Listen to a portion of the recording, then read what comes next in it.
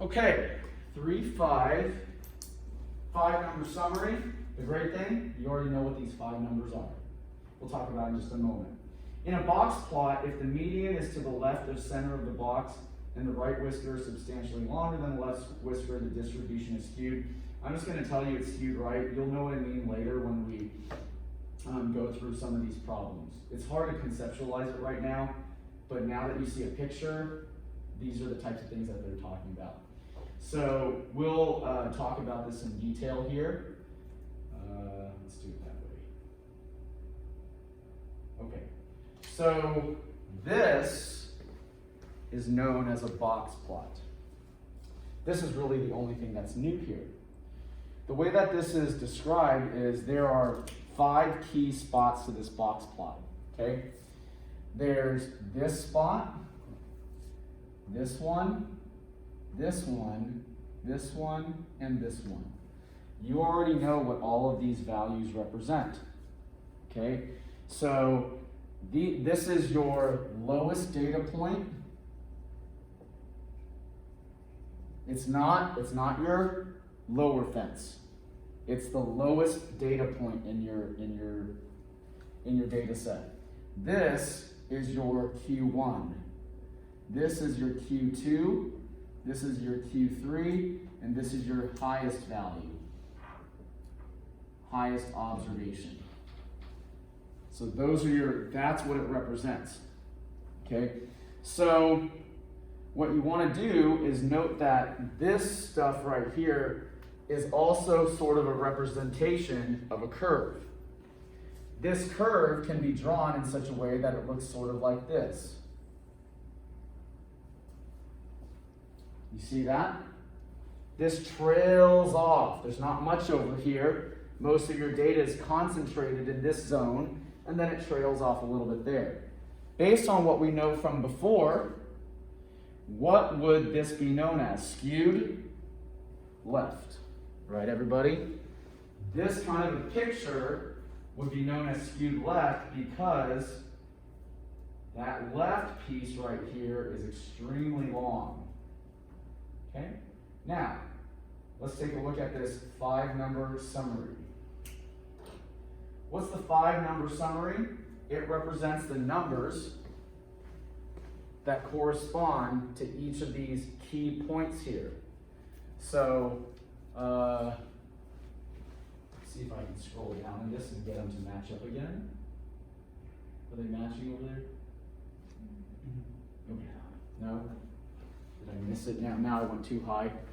Good enough. You guys get the idea, right? Okay. So we can still hit our key pieces through this. Really, the way you want to look at it is low, Q1, Q2, Q3, and your high value. Make sense?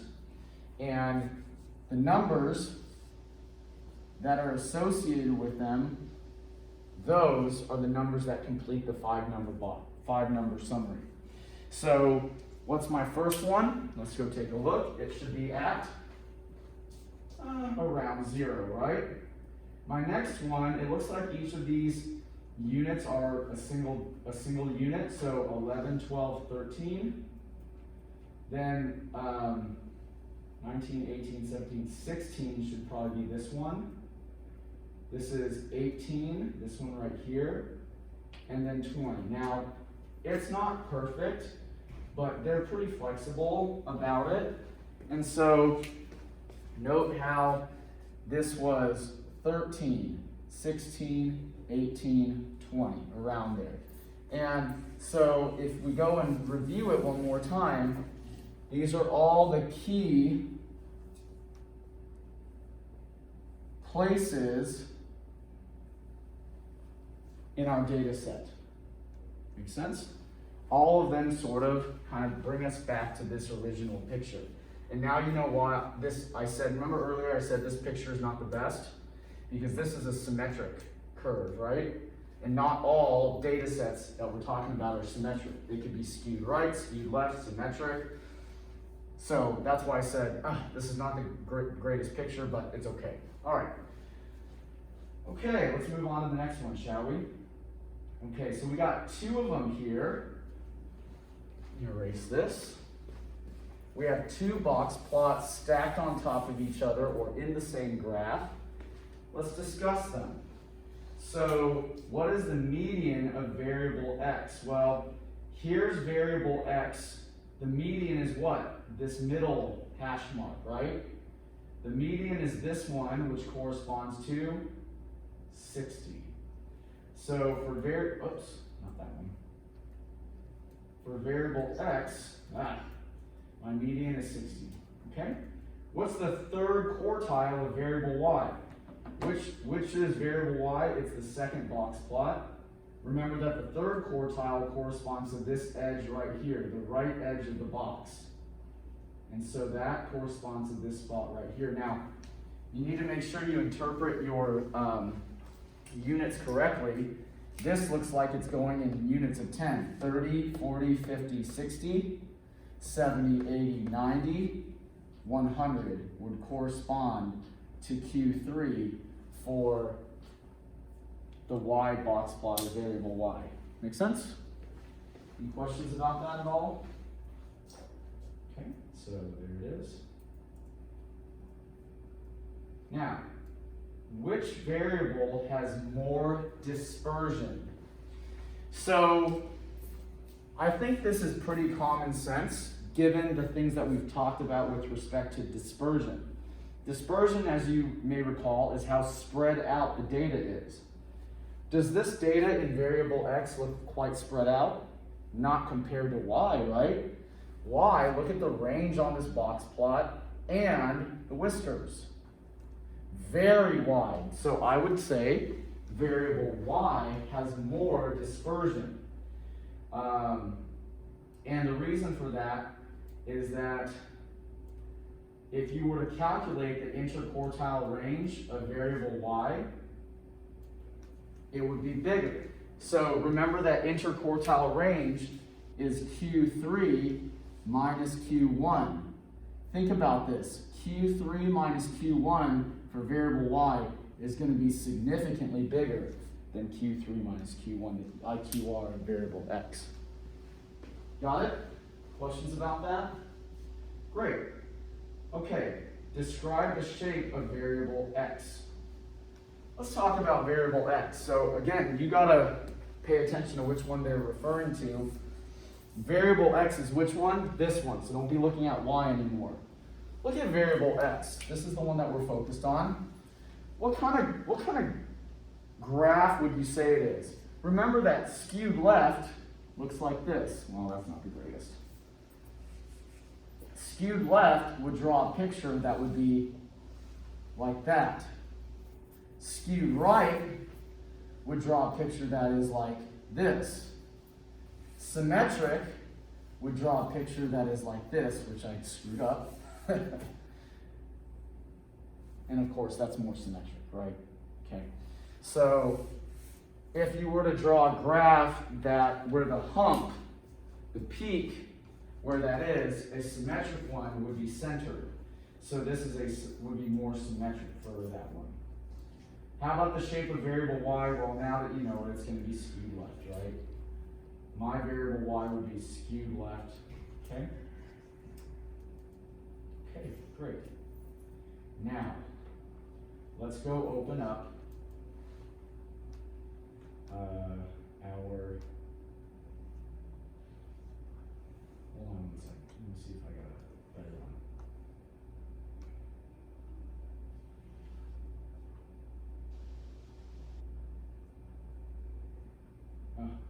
Let's do this one, that's fine. Let's go to number 4. I'm going to open up the data set here.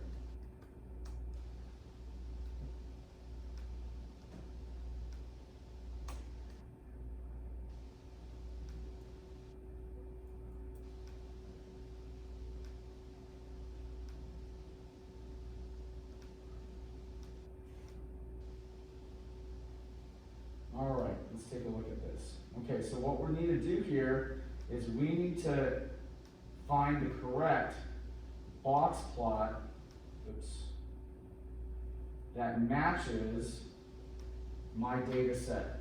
Now recall that in order to draw a box plot, you need to know the lowest value, the highest value, your Q1, Q2, median, Q3, right? That's what that box plot represents. Do we know how to calculate that given a data set? Yeah, we did it in the previous section, didn't we? Now, just maybe, I might not actually have to go and do all that math for this problem. Why don't we just check the low and the high values and see if we can do a process of elimination, shall we? So my low value is 61. 61, pretty good. Below 61, you see that? This one has a low value that is below 61, so this is out immediately. 61, pretty good. Let's check the high value. Mine is 97. 97, pretty good.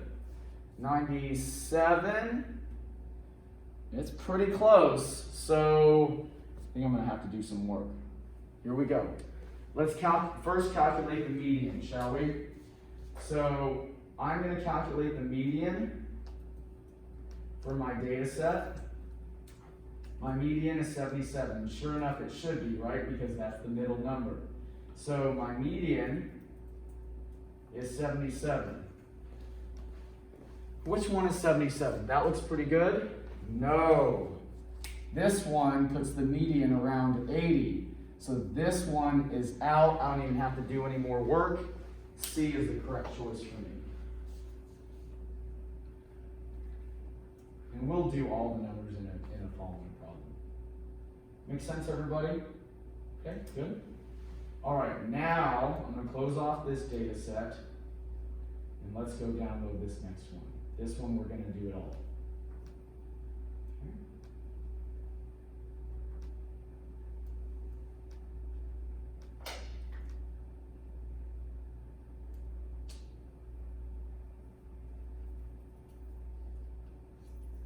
All right, here we go.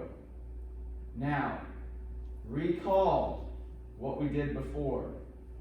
So, if I want all of these numbers in my 5-number summary, if I want my 5-number summary, I have to remember this one is my lowest value. This one is my highest value in my data set. This is Q1. This is Q2, also known as my median, and this is Q3. Everybody agree? So I need to calculate that for this data set. Let's get to it. First, what we say we need to do? Sort it. So you can immediately figure out the first items by sorting your data set. Here we go. There's 2 of the items in my 5-number box plot.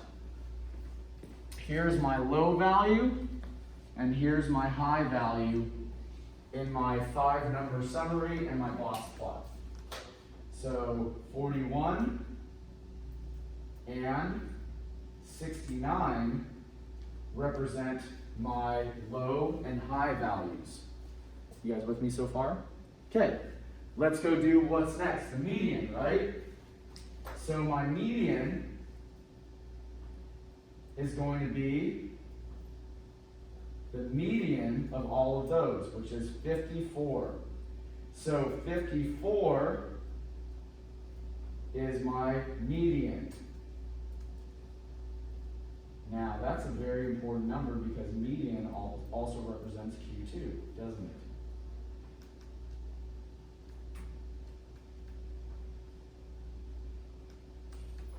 Okay, so there's my median. This is actually a very important number because, yes? So my median is 51, but there's 2 51s in my data set. Yes, so stick your 51, your median, below or next to the last 51. Okay. And you'll see what I mean in a moment. It doesn't really matter where you position it, but in general, you'll see what I mean in a moment. Mm-hmm. position it here. So let's say that there was a 54 here as well. It would go right here. Okay. Okay? And let me explain why. Here we go. So, step one, low and high by sorting. Step one is your low and your high by sorting. Step two is your median. With me? Step three is Q1. How do we figure out Q1? Q1 is the median of what? Your lowest value up to the value that is equal to or less than your median. Now you know why I meant to put it there. Follow? So if you had two 54s and you put it here, you might miss that other one. Okay? So your Q1, your Q1, this value here, your 25th percentile, that is the median of your lowest value all the way up to the value that is equal to or less than your whatever the median was. So this is Q1. Okay? So there's 48.5. And now, of course, we go do Q3. It doesn't really matter where you write it. I just put it there so that it's a little bit easier to see. Q3 is what? The median of your values that are greater than your median. Right? So Q3 is the median of everything that is greater than my median. And recall we did that in the last section. We just didn't get enough practice with it. And so for me, that's 61. Okay, there it is. Does that make sense? Do you guys get it correct? Okay, good. Now, let's go to the next part. We need to comment on the shape of the distribution. The way you want to do this is look at the pictures. Which one matches? Go do a quick matching game of which picture corresponds to my 5-number summary.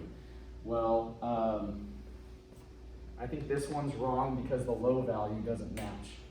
So this doesn't match the low value. High value, let's look at the high value. 69, I think that's good. Let's check the median. 54, this is wrong. Look at the median here, that's incorrect. So this one is the correct one. So you can use process of elimination to go find the correct picture. All right, and the shape. Frankly, to me, I think my picture looks pretty symmetric. It's not perfect, which is I think why they say the word roughly. This is a skewed right. This is probably more skewed left. But mine looks pretty symmetric. Yours might be different. Just make sure you just look at it a little bit carefully. Okay? Everybody with me so far?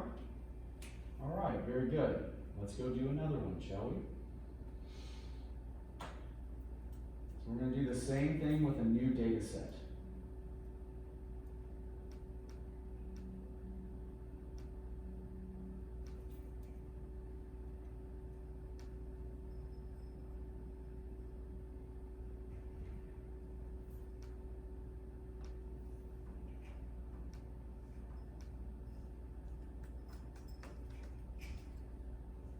All right, let's go practice with this next data set.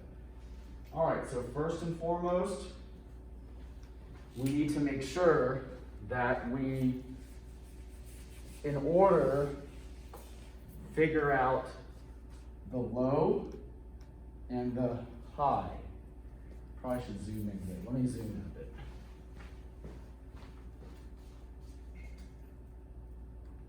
Okay, so let's go determine the low and the high. So the low and the high come first. And you can do that by first sorting your data. Now, can all of these problems be done by hand? Of course they can.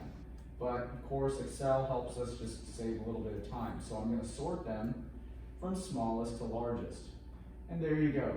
My low is 0.598.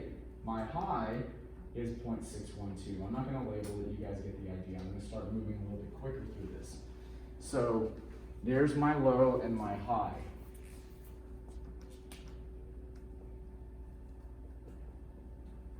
Everybody with me so far? Okay. Now, what comes next? My median, also known as Q2 or my 50th percentile. So that comes next, and to determine that, I'm not even going to label it anymore really. I'm going to find the median of my data set. The median of my data set is 0.605. So there you go. And that's step 2. Finally, step 3 is to find Q1. Q1 is also known as your 25th percentile. And maybe I'll just do it down here. Step 3 is Q1, also known as your 25th percentile. And we find Q1 by calculating the median of everything from your low to the value that is equal to or less than the actual median of the data set. So Q1 is the median of your lowest value to your median itself of that data set, or equal to less than that median. So mine is 0.602. And then finally, step number 3 is to do the same thing to find Q3, also known as the 75th percentile.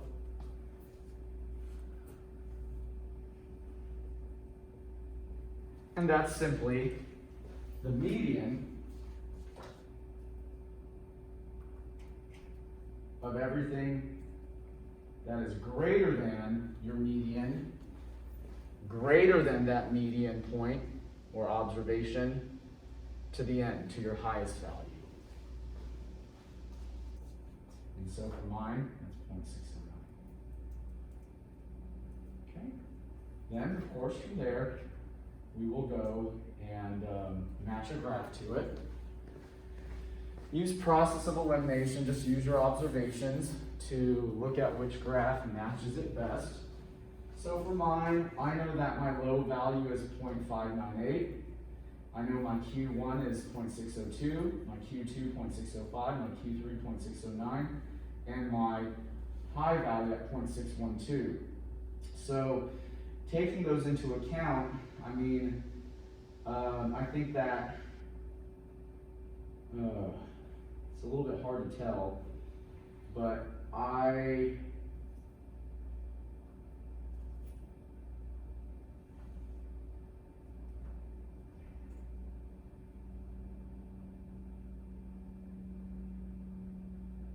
C is out for sure. I want to say A is the correct answer. It is. You just gotta look really carefully at it, compare your stuff, and just line up your pieces. Know your scaling. It's just you gotta look at your numbers very carefully, and you should be able to tell. Okay, got it? You guys good? All right, and then finally, let's go interpret that. Mine looks symmetric. Yours might not be, but mine is definitely a symmetric one for sure. Okay. Any questions about that at all? Now, number 7 I'm going to leave for you to do. It's basically doing 2 at the same time. So let me just explain this real quick. I'm not going to do it. Number 8 is a very basic problem you can answer on your own as well. So this is like the name brand one. So you're going to go do all of this for this when you pull the data set. And that's going to give you some box plot that matches it. You're going to do the same thing for the store brand. All this for the store brand. It's just 2 problems in 1. No big deal. Name brand, store brand, and you get the right picture. Got it? Okay, that's all I've got. Good job.